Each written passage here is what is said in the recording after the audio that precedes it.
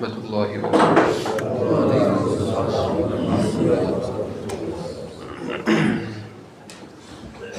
إن الحمد لله نحمده ونستعينه ونستغفره ونعوذ بالله من شرور أنفسنا ومن سيئات أعمالنا من يهده الله فلا مضل له ومن يضلله فلا هادي له وأشهد أن لا إله إلا الله وحده لا شريك له ونشهد أن محمدًا عبده ورسوله يا أيها الذين آمنوا اتقوا الله حق تقاته ولا تموتن إلا وأنتم مسلمون يا أيها الناس اتقوا ربكم الذي خلقكم من نفس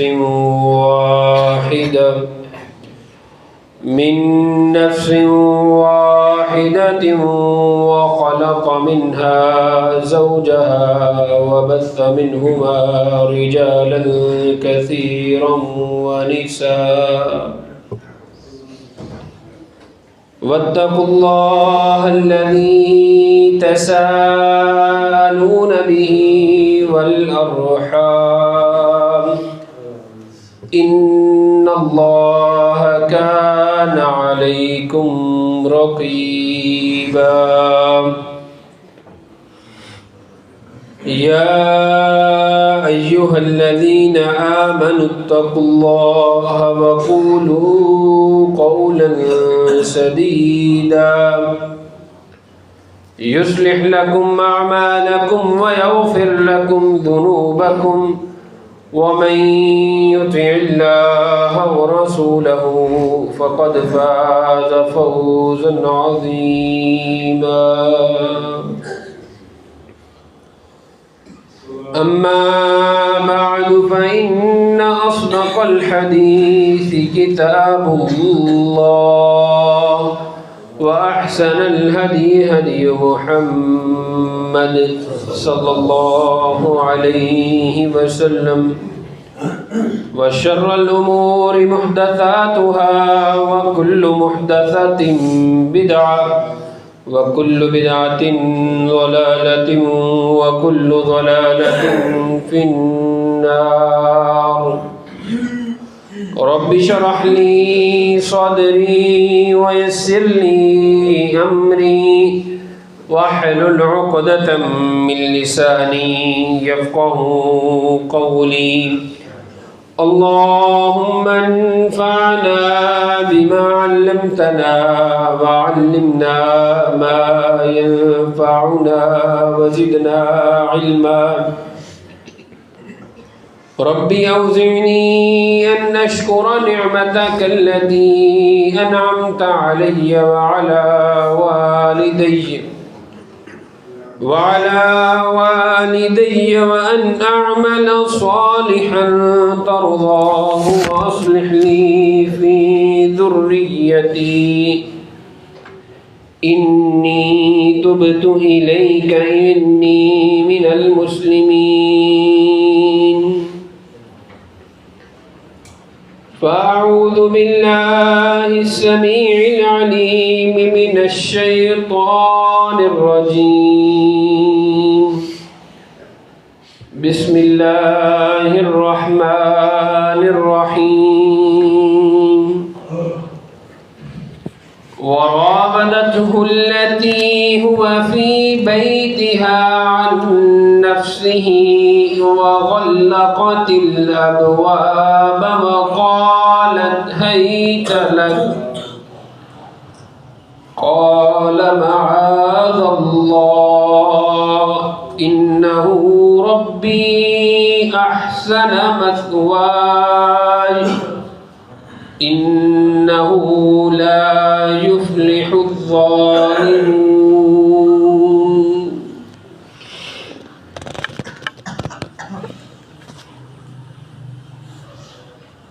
اور وہ عورت اس نے اس کے نفس کو پھسلایا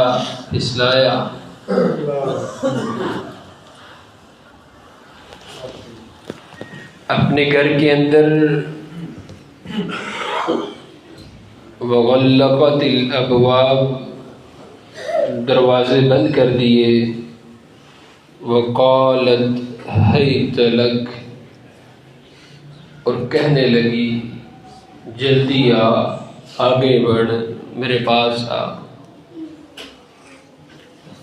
قال معاذ اللہ، کہنے والے نے کہا اللہ کی بڑی پناہ ہے، اللہ کا بڑا ڈر ہے. انہ ربی احسن مثواي، بے شک وہ میرا مالک ہے، اس نے اس سے بہت اچھا، بہت بہتر میرا ٹھکانہ بنایا ہے.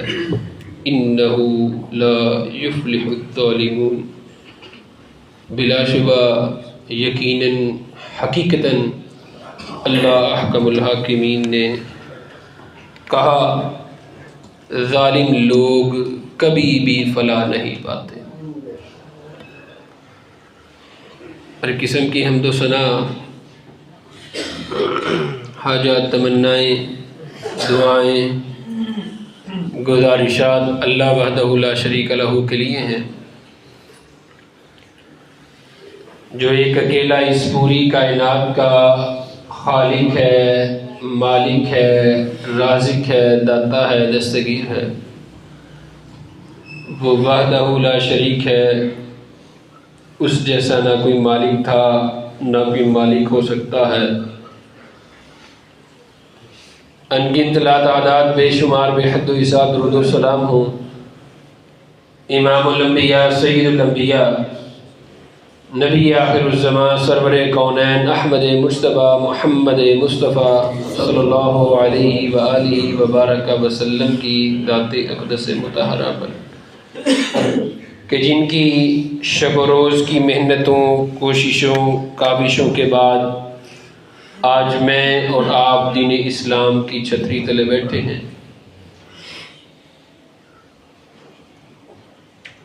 میرے انتہائی معزز، قابل قدر سامعین گرامی، بالخصوص یہ چھوٹے بچے بڑی محبت سے میرے نوجوان ساتھی، میرے بھائی، میری بہن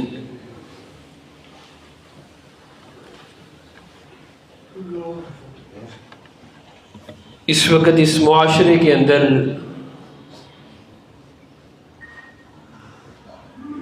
سب سے بڑی جو بات تکلیف دیتی ہے یا جس بات کے اوپر پریشانی ہوتی ہے وہ یہ ہے کہ میرے معاشرے میں کئی ایسے گناہ سرایت کر چکے ہیں کہ جن کو آج کا معاشرہ گناہ تسلیم نہیں کرتا. انسان خدا نہ خواستہ نفس کے بہکاوے میں آ کر بہترین دین اسلام کی پٹری سے اتر کر نفسانی خواہشوں اور شیطانی رستوں کا انتخاب کر لیتا ہے. یہ تکلیف اس لیے بھی اہم ہے کہ میرے معاشرے کے اندر فحش، بے حیائی اور لغو باتوں کے اوپر بدترین قسم کا ٹھٹھا مذاق اور پروگرام کیے جاتے ہیں، اور اس کے نتیجے میں ہمارے آج کے بچے، ہمارے آج کے نوجوان حرام کاری کے معاملات کو، فحش میں مبتلا ہونے کے معاملات کو محبت کا نام دیتے ہیں۔ اسی تکلیف کا دوسرا نقصان یہ ہوا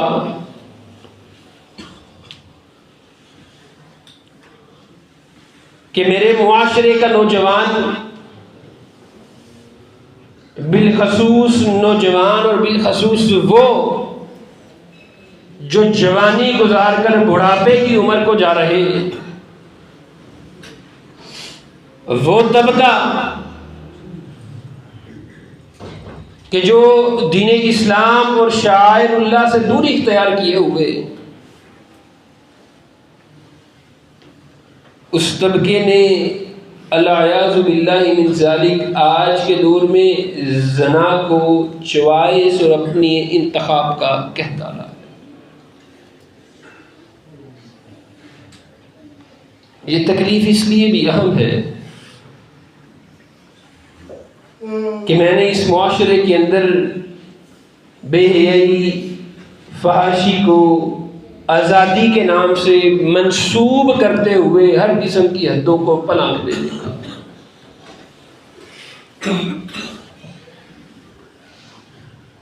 میرے نوجوانوں، میرے بھائیوں، میری بہنوں، اس معاشرے کی پاک باز بیٹیوں، اس معاشرے کے پاک باز مردوں، انسان کی نوجوانی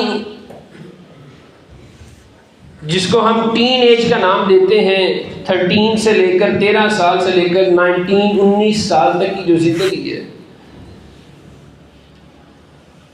اس زندگی میں آپ اس چیز کا انتخاب کرتے ہیں کہ آپ نے بہترین نیکی کے رستے کے اوپر رہتے ہوئے اپنے بچوں کے لیے، اپنے گھر والوں کے لیے بہترین آئیڈیل باپ بننے یا ماں بننے کی کوشش کرنی ہے۔ ایک رستہ یہ ہے، اور دوسرا بڑا دردناک اور تکلیف دہ ہے کہ ہم اپنی نوجوانی یا جوانی میں اس رستے کا انتخاب کر لیں کہ ساری زندگی خاموش پچھتاوے کے ساتھ سر جھکائے گزر جائے، اور ایک فرد کا فیصلہ اس کی آنے والی نسل کو متعین کرتا ہے۔ کوئی شخص بدی کے رستے پر ہو اور یہ بات کہے کہ میری بچے، میری اولاد بدی کے رستے پر نہیں، تو یہ ممکن نہیں ہے۔ 100 میں سے ایک آدھے کا چانس ہو جائے، بال اتفاق ہو جائے تو، لیکن یہ ممکن نہیں ہے۔ تو اسی لیے نوجوان بیٹے یا بیٹی کا، نوجوان بھائی یا بہن کا شادی کی عمر کو پہنچ جانے کے بعد جو بھی پریشانی ہے، جو بھی وجوہات ہیں نکاح دیر ہونے کی، ان سب وجوہات اکٹھی ہونے کے باوجود بھی کسی نوجوان کو فحش، عشقیانہ محبت، چوائس اور ضرورت کے نام پر زنا، آزادی کے نام پر فحش اور بے حیائی کی اجازت نہیں دیتا۔ نبی کریم صلی اللہ علیہ وآلہ وسلم نے نوجوانوں کی جماعت سے مخاطب ہوتے ہوئے ان سے ایک چیز کے بارے میں گارنٹی مانگی تھی۔ ایک دوسری حدیث میں آتا ہے نبی کریم نے 2 چیزوں کے بارے میں گارنٹی مانگی تھی۔ آپ صلی اللہ علیہ وآلہ وسلم نے ارشاد فرمایا کہ ایمان والا مجھے 2 ہونٹوں کے درمیان اپنی زبان اور 2 ٹانگوں کے درمیان اپنی شرمگاہ کی حفاظت کی ضمانت دے دے تو میں محمد عربی صلی اللہ علیہ وآلہ وسلم تجھے جنت کی ضمانت دیتا ہوں۔ میرا نوجوان بھائی، میری نوجوان بہن، اللہ احکم الحاکمین نے قرآن مجید میں جناب سیدنا یوسف علیہ السلام کے معاملے کی زندگی کے بارے میں ایک بڑا اہم نقشہ کھینچا ہے۔ سیدنا یوسف کی زندگی کے بچپنے، لڑکپن، وہاں سے لے کر بڑھاپا، وفات تک کے معاملات کے اندر زندگی کے کئی سارے معاملات میں بہترین رہنمائی موجود ہوتی ہے، اور پاک بازی، عفت، عصمت، پاک دامنی، اس کے حوالے سے قرآن مجید میں مردوں کے حوالے سے سب سے بہترین مثال جناب سیدنا یوسف کی موجود ہے۔ خواتین کے حوالے سے، بیٹیوں کے حوالے سے سب سے بہترین مثال جناب امہات المومنین امی جان عائشہ صدیقہ طاہرہ مطہرہ رضی اللہ تعالی عنہا کی موجود ہے۔ میرے نوجوان، اگر کسی وجہ سے، کسی تکلیف، پریشانی، مصیبت یا ضرورت اور خواہش کی وجہ سے حقیقی اور آسان نکاح سے دور ہے، تو یاد رکھ، تجھے تیرا معاشرہ تو شیطانی، نفسانی، زنا کے رستے کی طرف لے جائے گا، لیکن دین اسلام نے اس کی اجازت نہیں دی۔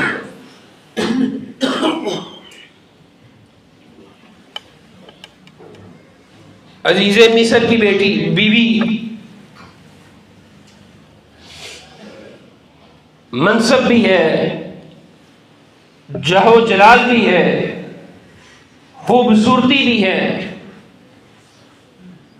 نوکر چاکر لونڈیاں بھی موجود ہیں۔ صرف وہ اکیلی ہی نہیں، اس کی لونڈیاں، اس کی خادمائیں بھی ساتھ مل کر بھرپور کوشش کرنے کے باوجود بھی انہوں نے سیدنا یوسف کو اپنے جال میں پھنسانے کی بے تحاشا کوشش کی۔ آج اللہ کریم معاف فرمائے، میرا نوجوان جوڑا نفس کی خواہشوں میں بھٹک جاتا ہے، اکثر اس کی زبان سے ایک بڑا قبیح جملہ سننے کو ملتا ہے۔ وہ نعوذ باللہ من ذالک کی یہ بات کہتا ہے، ایک دفعہ موقع ملے میں نے کسر کوئی نہیں چھوڑنی۔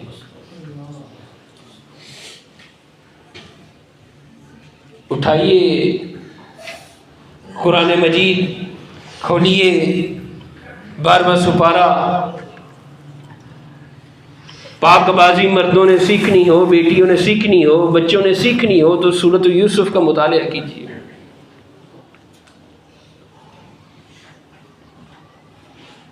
ہر قسم کے خدمت گزار ہونے کے باوجود، ہر قسم کا پروٹوکول، ہر قسم کا منصب اور آسائش ہونے کے باوجود، جب اس نے کہا نا وغلقت الابواب وقالت حیت لک، یوسف میرے گھر میں ہے، میرا خادم ہے، میرا غلام ہے، میرا نوکر ہے، اپنے ہی گھر کے دروازے بند کیے، 1 2 3 نہیں، کئی سارے بند کیے، الگ تنہائی میں گئی، دعوت گناہ دی، تو کیا سیدنا یوسف نے دعوت گناہ کو قبول کیا؟ قال معاذ اللہ، اللہ کا ڈر، اللہ کا خوف اس قدر کہ دنیا کی ہر قسم کی پرائیویسی موجود ہونے کے باوجود بھی اسی وقت کہا قال معاذ اللہ،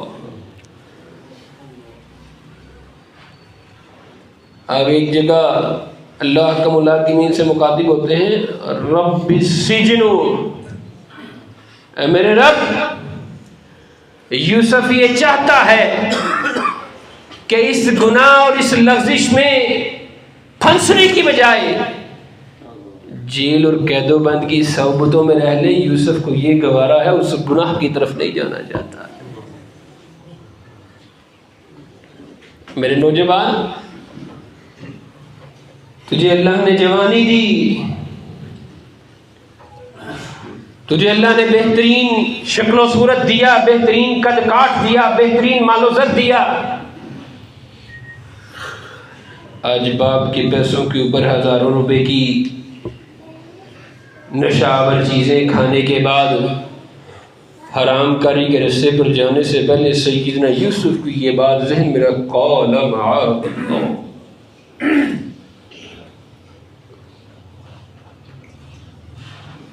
تیرے پاس تو آج کچھ ہے ہی نہیں جو جناب یوسف کے پاس تھا۔ وہ پرائیویسی کبھی بھی نہیں آ سکتی جو جناب یوسف کے پاس تھی۔ اس طرح کے محلات کبھی بھی نہیں آ سکتے جو عزیز مصر کے پاس تھے۔ تفاسیر میں عزیز مصر کی بیوی کے حسن کے حوالے سے کئی ساری باتیں ہیں، کئی درست ہیں، کئی غلط ہیں، لیکن مختصر یہ کہ خوبصورت بھی بے بہا ہے۔ اس سب کچھ ہونے کے باوجود کیا کہا؟ قال معاذ اللہ۔ یوسف اللہ سے ڈرتا ہے، وہ کبھی یہ کرنا نہیں چاہتا ہے۔ آج اللہ کریم معاف فرمائے،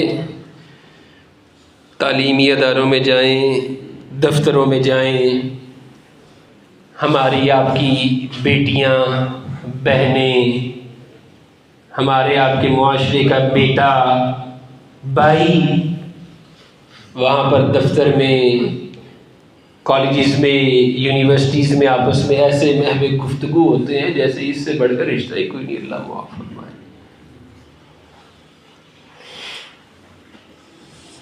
اور بے راہ روی کی جو شہوت ہے، یاد رکھیے اس کا ایک ہی نتیجہ ہے کہ انسان کو ساری زندگی پچھتاوے کے ساتھ اپنے سر کو جھکا کر گزارنا پڑتا ہے۔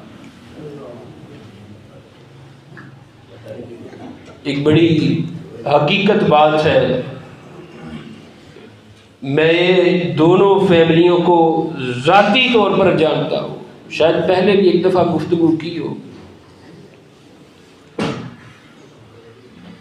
ایک بیٹی نے والدین کی مرضی کے برخلاف نکاح کر لیا، بیٹے نے بھی والدین کی مرضی کے برخلاف نکاح کر لیا، لیکن رخصتی سے پہلے، ازدواجی تعلقات سے پہلے دونوں خاندانوں کی آپس میں صلح ہو گئی۔ بڑے عزت و اکرام کے ساتھ لڑکا رخصتی کے لیے گیا، انہوں نے بڑی عزت و احترام کے ساتھ لڑکی کو رخصت بھی کیا، دونوں اپنے گھروں میں گئے، خوش باش رہے، مال و زر کی ریل پیل ہے، گاڑی ہے، فیکٹریاں ہیں، مال بے شمار ہے۔ کچھ عرصہ گزرا، اللہ نے بیٹی دی، بیٹی کا بڑا ہی اچھا اور محبوب نام امہات المؤمنین میں سے ایک چن کر رکھا گیا۔ شادی کو 3-4 سال گزرے، بیٹی گھر کو آئی، ماں کے گلے لگ کر بڑا روئی۔ ماں نے پوچھا کیا ہوا؟ کچھ نہیں ماں۔ اس نے مارا؟ نہیں ماں۔ کچھ کم ہے؟ نہیں ماں۔ کیا ہوا؟ کیا؟ کچھ نہیں۔ کہ تھوڑی سی طبیعت سنبھلی تو کہتی ہے، میں نے اپنی بیٹی کے باپ کو ایک دن دعا کرتے دیکھا، وہ دعا میں اللہ سے یہ مانگ رہا تھا کہ اللہ میری بیٹی کو اس کی ماں جیسا مت بنانا۔ یہ ساری زندگی کی کہانی یہاں پر آ کر ختم ہو جاتی ہے۔ انسان اپنی جس بے راہ رو شہوت کے پیچھے لگ کر، یہ میرا بیٹا، یہ میری بیٹی، یہ میرا بھائی، یہ میری بہن، اس معاشرے میں غلط رستے کے انتخاب پر جاتے ہیں، اللہ کی قسم اٹھا کر کہتا ہوں عملی زندگیوں میں جاتے ہیں تو مرتے دم تک یہ بوجھ اپنے سینوں پر رکھتے ہیں کہ کہیں ہماری اولاد بھی ایسا نہ کر ڈالے. باعث شرمندگی و ندامت کسی سے کہہ نہیں سکتے. وہ کہتے ہیں حافظ صاحب کپڑا اٹھائیں گے تو پیٹ اپنا ہی ننگا ہوگا، بتا نہیں سکتے. نبی کریم صلی اللہ علیہ وآلہ وسلم، صحیح مسلم میں روایت موجود ہے،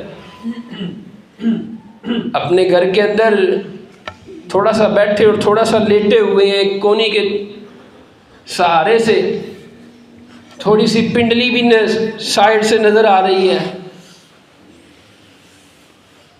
ابو بکر عمر بھی بیٹھے ہیں، دستک دی آ گئے ابو بکر، دستک دی آ گئے عمر، دستک دی پتہ لگا عثمان غنی ہے. نبی کریم اٹھ کر بیٹھے ہیں، اپنے آپ کو سیدھا کیا ہے، اپنی پنڈلی کو کور کیا ہے، بہترین طریقے سے بیٹھے ہیں. عثمان کو اندر آنے دیجیے. عثمان غنی آتے ہیں، آنے کے بعد واپس جاتے ہیں. ابو بکر و عمر سامنے بیٹھ جاتے ہیں. اللہ کے رسول یہ کیا ہوا؟ میں آیا آپ بیٹھے رہے، عمر آیا آپ بیٹھے رہے، آرام کرتے رہے. عثمان غنی کی آواز آئی، آپ اٹھ کر سیدھے ہو کر بیٹھ گئی. نبی کریم صلی اللہ علیہ وآلہ وسلم نے عثمان کی حیا اور پاک دامنی کی مثال کیا دی کہ جس سے اللہ کے فرشتے حیا کرتے ہیں، محمد عربی کو بھی چاہیے اس سے حیا کرے. کہ اللہ کریم معاف فرمائے، نعوذ باللہ من ذالک. ہم کبھی سوچ بھی سکتے ہیں کہ وہ بے راہ رب شہوت کے پیچھے مبتلا بھی ہوئے؟ بالکل بھی نہیں. ایک نوجوان مرد و عورت، ایک نوجوان لڑکے اور لڑکی کا بہترین زیور اس کی پاک دامنی ہے. پاک دامنی میں شرمگاہ کی پاک دامنی ہے، آنکھ کی پاک دامنی ہے، منہ زبان کی پاک دامنی ہے، ہاتھ پاؤں کی پاک دامنی ہے.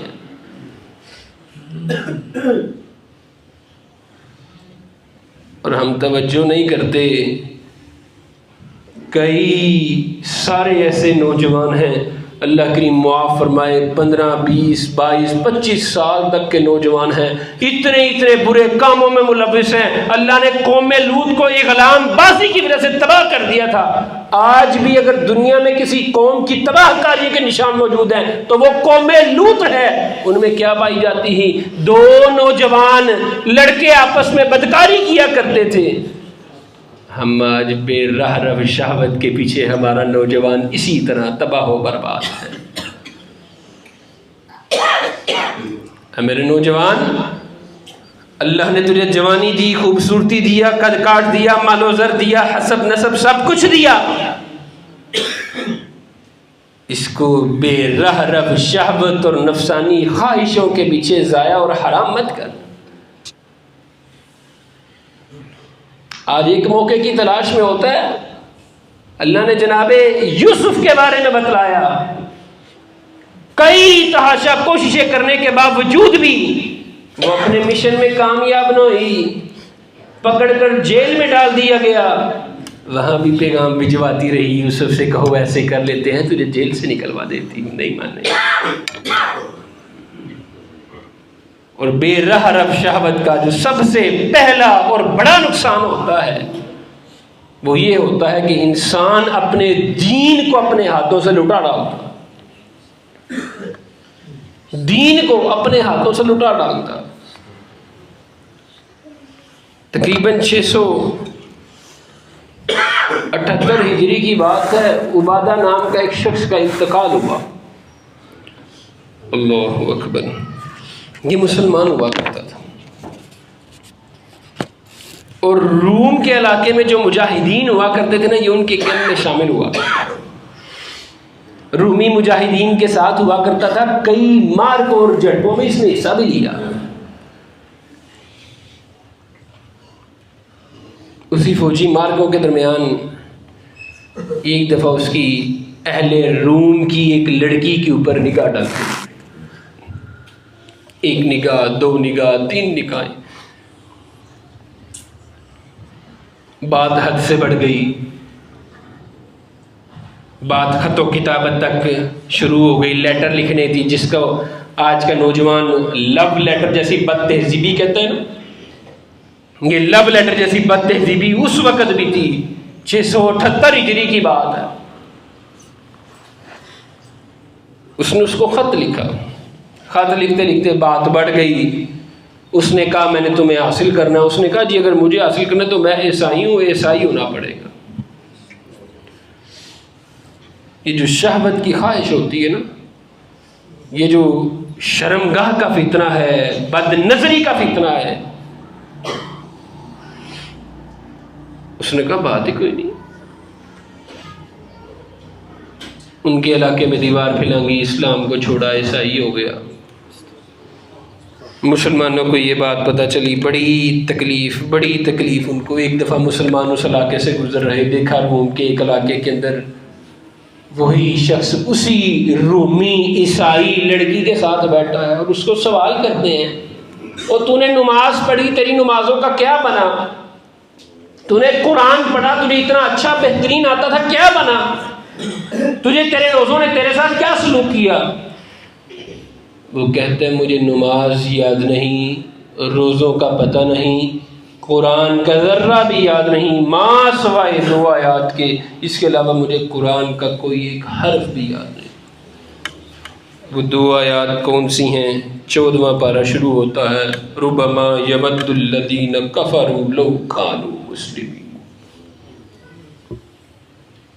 کسی وقت وہ لوگ چاہیں گے جنہوں نے کفر کیا ہوگا, کاش ہم مسلمان ہو جائیں.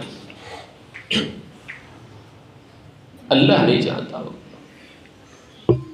ذرهم يأكلوا ويتمتعوا ويلههم العمل فسوف يعلمون. وہ لوگ خواہشوں کے پیچھے, ضرورتوں کے پیچھے, کھابے کے پیچھے, منصب کے پیچھے لگ کر تباہ و برباد ہو جائیں گے. ان میں امید نام کی کوئی چیز نہیں بچے. ہمارے جو اکثر نوجوان بیرون ملک ہوتے ہیں, اللہ ان کو بہترین ہدایت کاملہ اور پاک دامنی عطا کرے.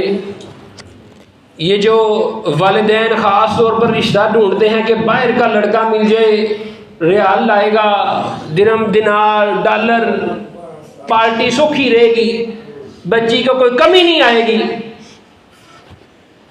سیدنا عمر فاروق رضی اللہ تعالی عنہ کی عادت ہوا کرتی تھی کہ آپ رات کے وقت نکل کر گشت کیا کرتے تھے, اپنے علاقے میں جایا کرتے تھے, ان کی تکلیفیں لوگوں کی دیکھتے تھے کیا ماحول ہے. ایک گھر کے باہر سے گزرے تو وہاں سے اندر سے کسی لڑکی کی آواز آ رہی ہے, جو لڑکی بڑی اونچی آواز میں اپنے خامند کے لیے بہترین اشعار پڑھ کر اس کو یاد کر رہی ہے. پریشانی ہوئی, واپس لوٹے, صبح ہوئی, نماز کے بعد ایک کرندے کو بھیجا, جاؤ بھائی اس گھر سے پتہ کرو کہ رات کو میں نے ایسے ایسے سنا, کیا اس گھر سے آواز تھی؟ وہ گیا, دستک دی, خلیفہ نے بھیجا جی رات کو ایسے ایسے اس گھر سے کسی نے اس طرح کے کوئی اشعار کہے ہیں جو اپنے خامند کو یاد کر رہی ہے. ہاں جی. اس نے کہا جی میں اپنے خامند کو یاد کر رہی ہوں. خلیفہ وقت تک یہ بات پہنچی, کرندوں کو بھیجا اور پوچھا معلوم کرو کیا معاملہ ہے. کہتی ہے اللہ نے مجھے بڑا اچھا خامند دیا ہے, کافی دیر ہو گیا وہ جنگ پر گیا ہوا ہے اور ابھی تک لوٹا نہیں, میں اس کو بڑا یاد کرتی ہوں.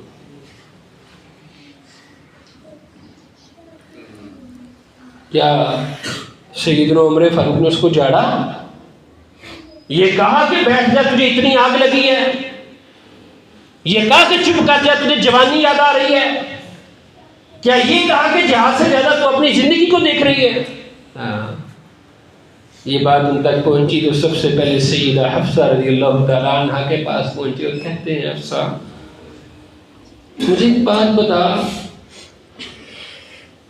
ایک بیوی اپنے خاوند کے بغیر کتنی دیر تک رہ سکتی ہے؟ انہوں نے کہا خلیفہ وقت زیادہ سے زیادہ 6 ماہ ایک خاتون اپنے شوہر کے بغیر رہ سکتی ہے. یہ بات سیدنا حفصہ نے کہی. اسی وقت آئے, لیٹر پیڈ نکلوایا, نوٹیفیکیشن جاری کیا کہ آج کے بعد کوئی بھی مجاہد 6 مہینے سے زیادہ اپنے گھر سے دور نہیں رہے گا. ساری مجاہدین کی ٹیموں کو لا کر گھروں میں رکھ دیا اور حکم جاری کر دیا کہ عمر کے دور میں کوئی 6 مہینے سے زیادہ جہاد پر نہیں رہ سکتا. تاریخ میں لکھا ہے 6 مہینے بارڈر لائن رکھی، لیکن ہر مجاہد 3 4 4.5 5 مہینے بعد گھر میں ضرور آیا کرتا تھا۔ ہم نے تو آج بیاہ دیے ہیں نا مال کے پیچھے، اسٹیٹس کے پیچھے، نیشنلٹی کے پیچھے کہ 2 4 5 سال بعد آ رہا لڑکا جی، کوئی بات نہیں ہے۔ محدثین اکرام اس کے بڑا برخلاف ہیں۔ میرے نوجوان بہن بھائیوں ذہن رکھیے گا، نکاح اور شادی کا لیٹ ہو جانا آپ کو کبھی بے راہ بنانے کا رستہ نہیں دیتا ہے۔ آسان اور حلال نکاح دور ہو جائے تو انسان کو کبھی ضرورت یا چوائس یا آزادی کے نام پر زنا کی اجازت نہیں دیتا ہے۔ اللہ ہمارے نوجوانوں کو، ہمیں، آپ کو، سب کو بہترین پاک دامنی عطا فرمائے۔ وآخر دعوانا الحمدللہ رب العالمین۔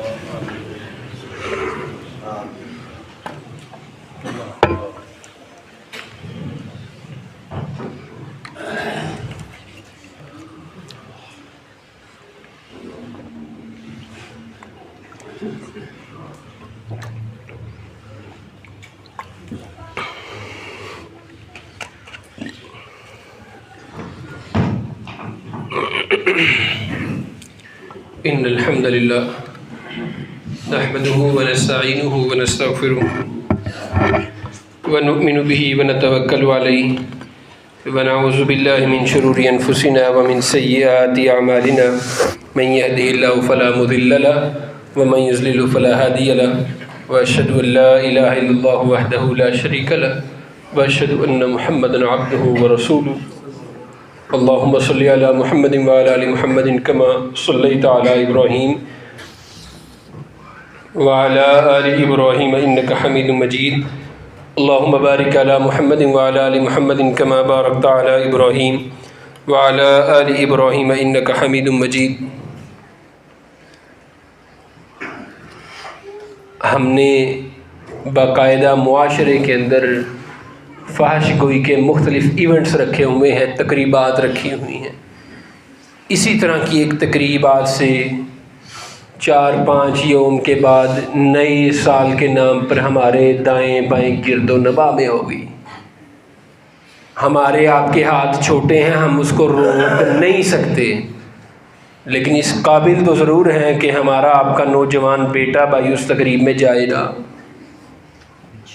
اس قابل تو ہیں نا جی کہ جو بھائی، بیٹا، بیٹی، بھتیجا، بھتیجی، دوترا، پوترا روک تو سکتے ہیں نا جی۔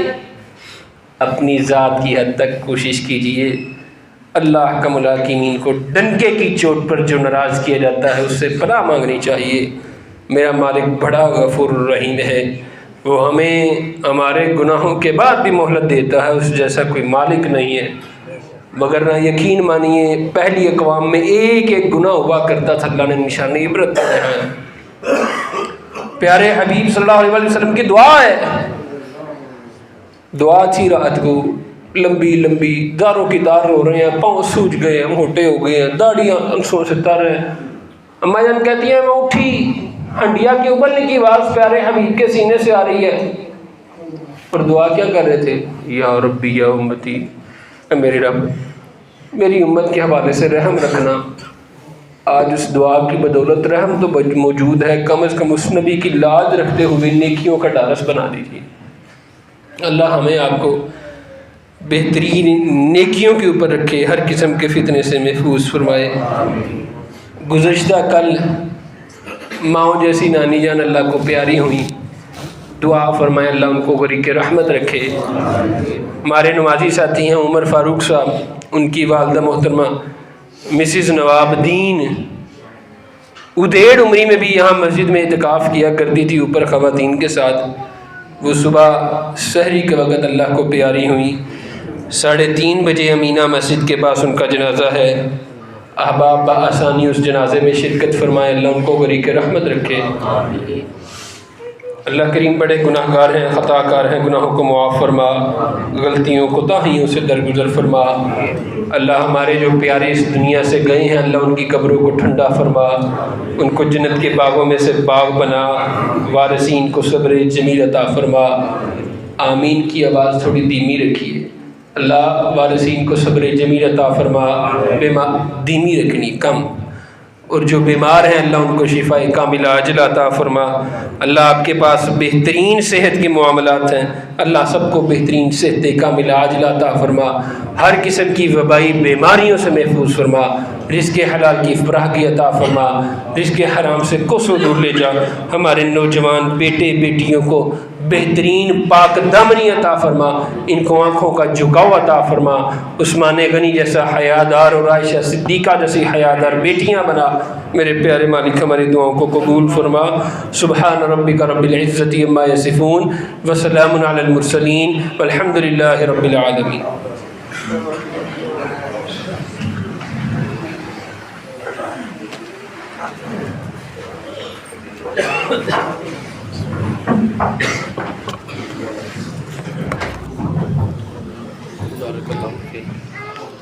اللہ اکبر اللہ اکبر۔